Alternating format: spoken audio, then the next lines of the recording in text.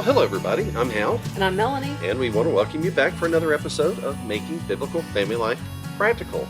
We have been talking about homeschooling, or rather the decision to homeschool, because so many people are deciding to homeschool and are brand new at this, or maybe are going to be brand new when they start in the fall. And if you didn't hear the first episode, I want to encourage you to go back and look at that first one, because we talked about kind of the process that we went through when we made the decision to homeschool. Back when all of the books were published in cuneiform, because it was so old, so long ago. But honest to goodness, there's so many people. I saw a study the other day, if I remember correctly, one of the think tanks or policy institutes had done a study of statistics that were being reported by the different states across the country, and they said that from all apparent numbers that the public school system has lost almost 1.5 million students this year. That they have left the public school system altogether and don't seem to be coming back. Well, the number of homeschoolers has doubled. You know, one thing I'm a little concerned about, though, is people jump into homeschooling without having done a lot of reading or prep work. And I get it, folks. Sometimes you just got to say, look, we've got to make a change today. I'll figure it out later.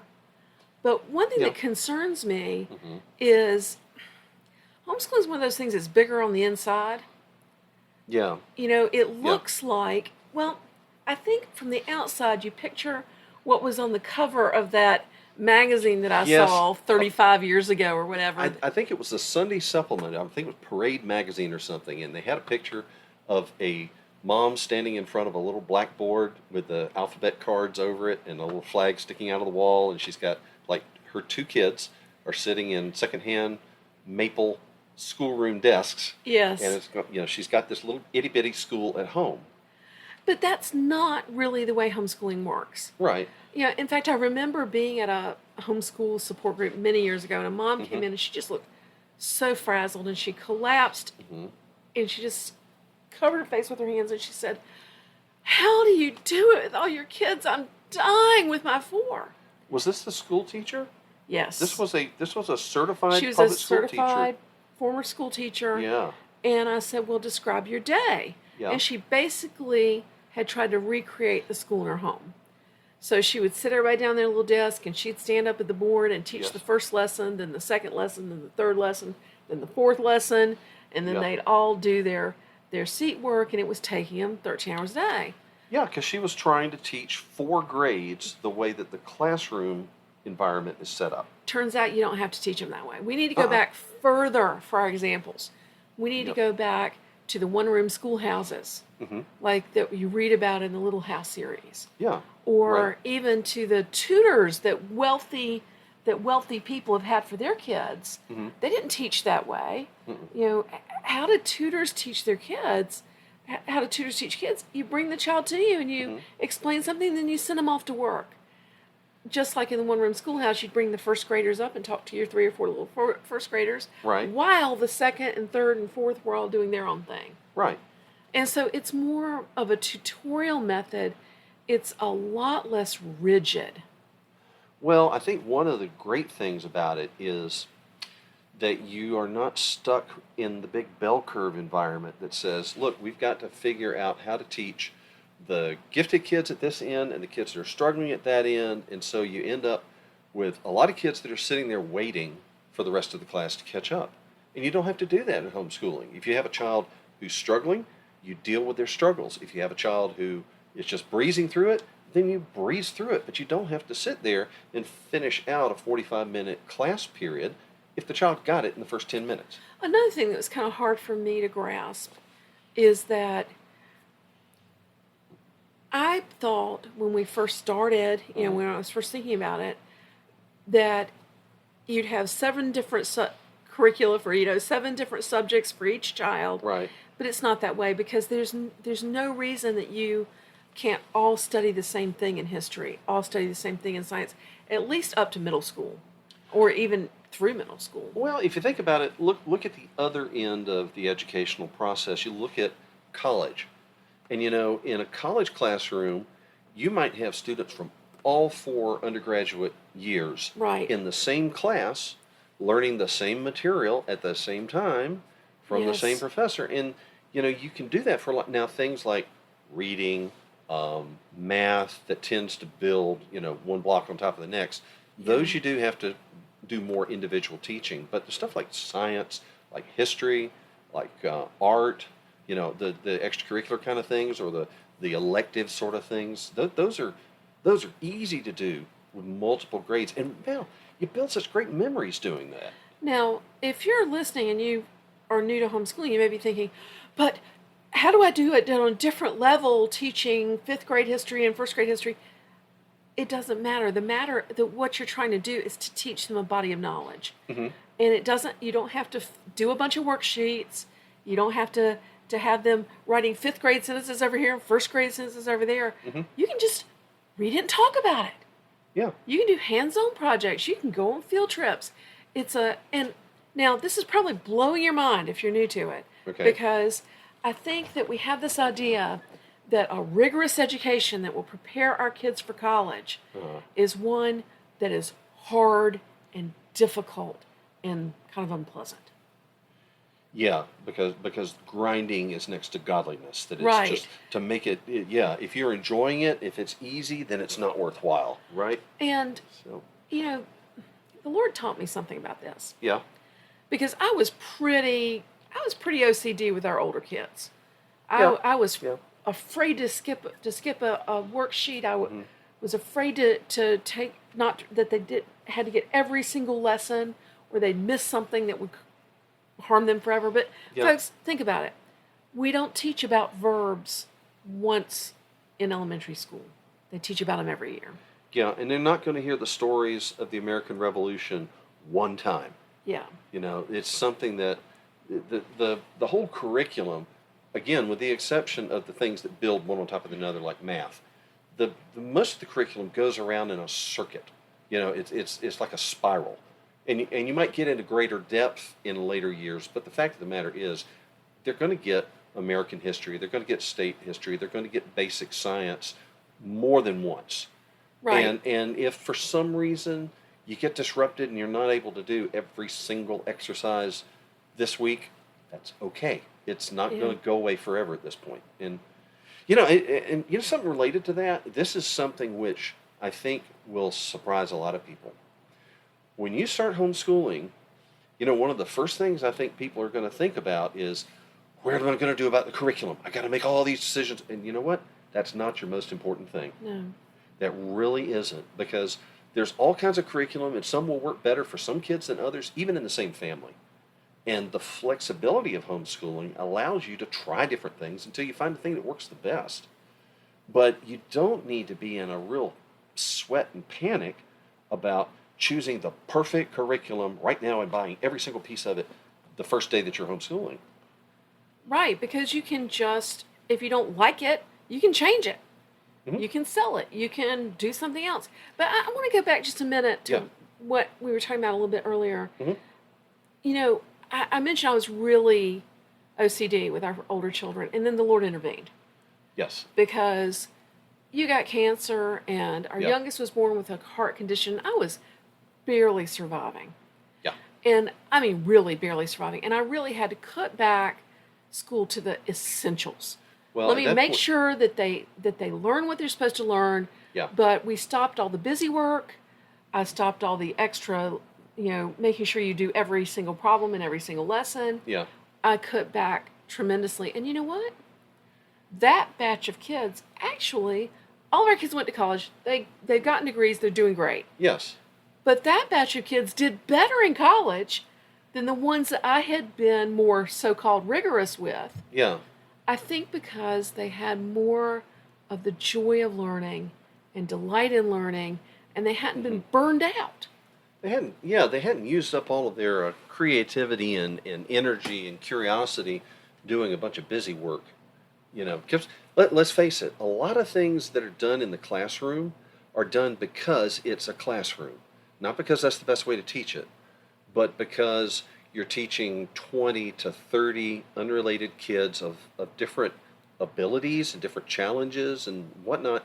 And a lot of the busy work is there to keep the accelerated kids in their seats while you are helping the kids who are struggling, in keeping the class together. And, you don't have that problem when you have a class size of 1. Right. You know, that's not the issue. You don't need to keep anybody busy while you're distracted. And so you can just focus on making sure this one child, understands what they need to understand, and as soon as he or she gets it, you can go on to something else. And so what you need to do is think about, what is the point?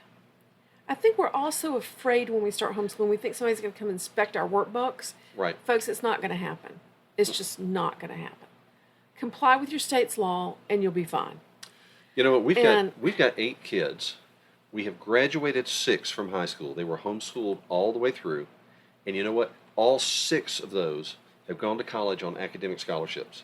Mm-hmm. All 6 of them have gone to college, and we got one that's just starting, but the 5 that are ahead of him have all done very well in college. Oh, yeah.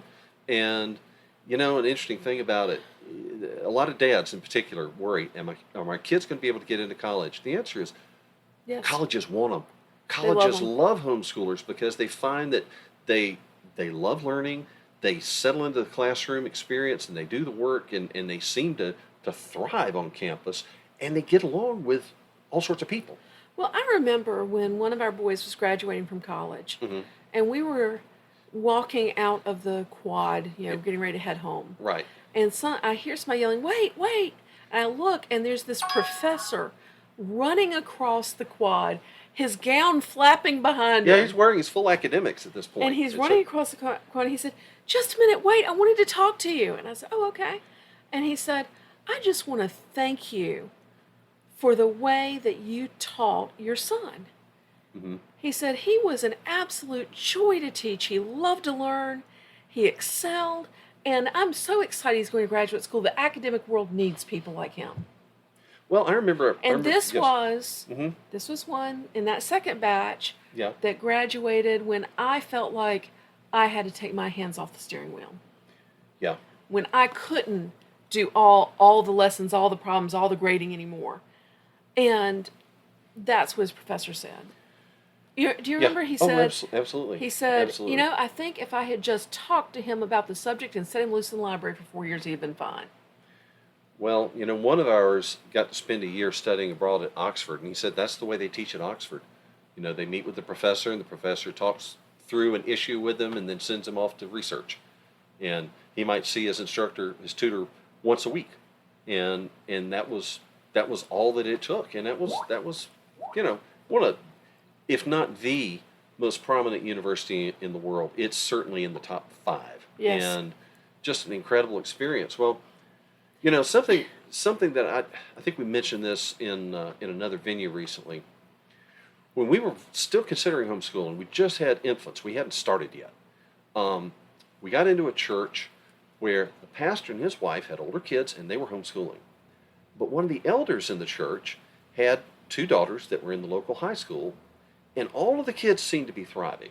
And so we were kind of looking at this and thinking, well, what's going on here? Because I'm expecting to see something different in homeschooling versus the public school student. And we finally, as we observed the families and got to know them better, we realized that, what the difference is?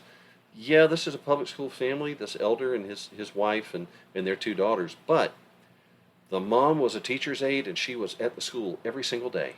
And dad was self-employed, and he came to lots of activities, and every night he sat down with his daughters after dinner, and they basically went over everything they'd been taught during the day. And he was correcting, okay, this is a misperception, or this isn't correct, because we know that scriptures tell us here's the true situation. And so both families were successful because of parental involvement. And that brings up one other thing I wanted to mention to people. Uh-huh. It doesn't take 8 hours a day to teach your kids at home.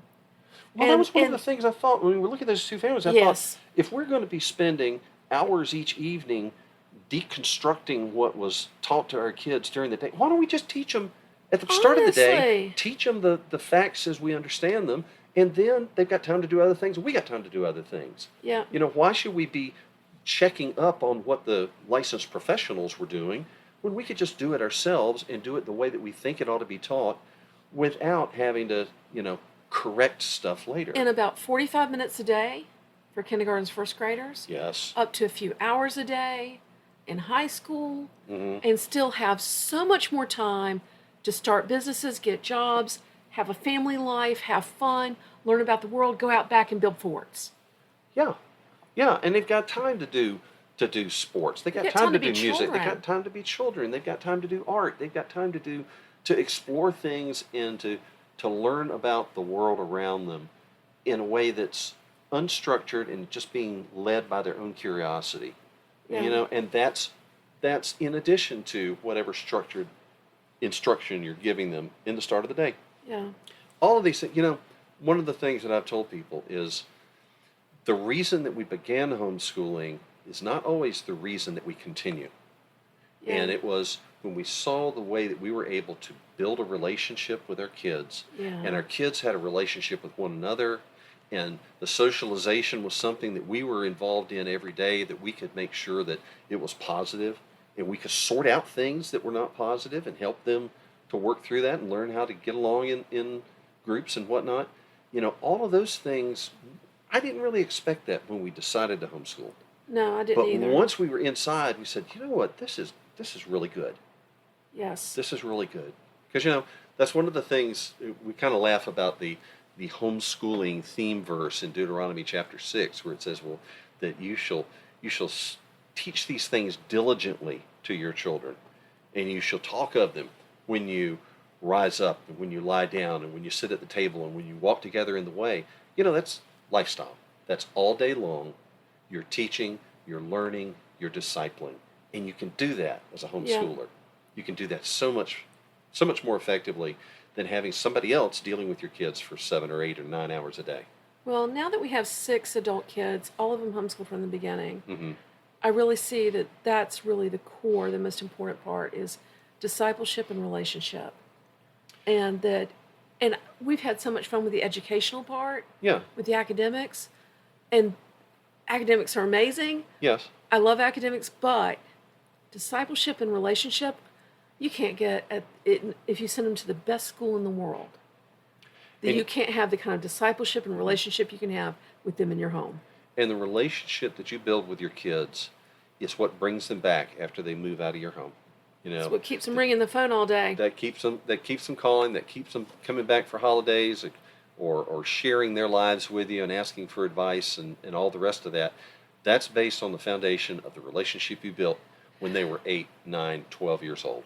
Hal, I have a freebie for these people. Do you then? Yes, I do. What is it? Go to raisingrealmen.com/startwell, and that will give you 5 workshops that will help you tremendously in getting started homeschooling. 3 simple goals for your first year, Mm-hmm. a field guide to curriculum approaches and choices, surviving struggling to read for those that have struggling learners, Mm-hmm. boys schooling, because schooling boys is different than schooling girls, Yeah. and middle school madness, because middle school is a whole nother thing.